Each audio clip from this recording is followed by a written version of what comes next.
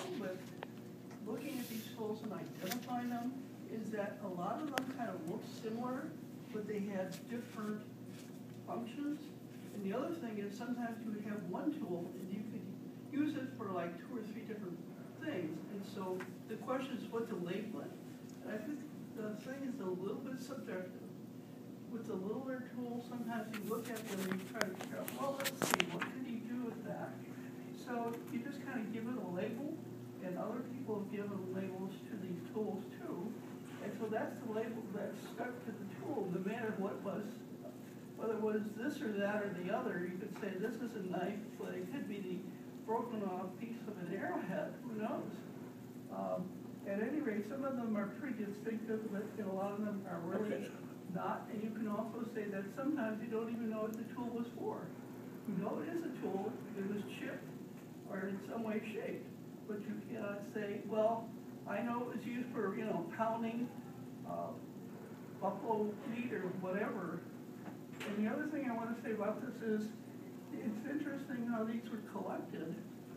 There's a farm in southern Illinois, in Effingham. It's a little town, and there's a farm there, which my father-in-law grew up in. Through the farm runs a creek. In midsummer, the creek would dry out, and so he would walk up and down the creek, and apparently a lot of the stone tools somehow washed into the creek. So he had a natural way of walking up and down and just picking things up. So he had quite a collection of these tools, which he just found and put in bags, and he just kept them, and then I'm the one who got them after all.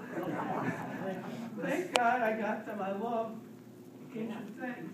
Now the thing I want to say is that in Europe, they have similar stone tools. In fact, if you make a tool, it almost always has to be like the other tools in this world, because stone will behaves in the same way. If you chip it, it chips in a certain way. So they're similar, but the only thing I can't say is that Europe doesn't appear to have any arrowheads because they didn't use bows. And the American Indians use bows all the time. So there's millions of arrowheads littering the ground, but I don't think anybody's found one in Europe, and if they have, I stand corrected. That's all I have to say. Okay, thank you. I appreciate that. You can look at that. He's at the break, but the thing amazing to me, and around the edge is Mark Effingham, Illinois. This is obviously an axe head. So if you just walk around looking at the ground, right? Heaven knows what you'll find. And most of these he found down there.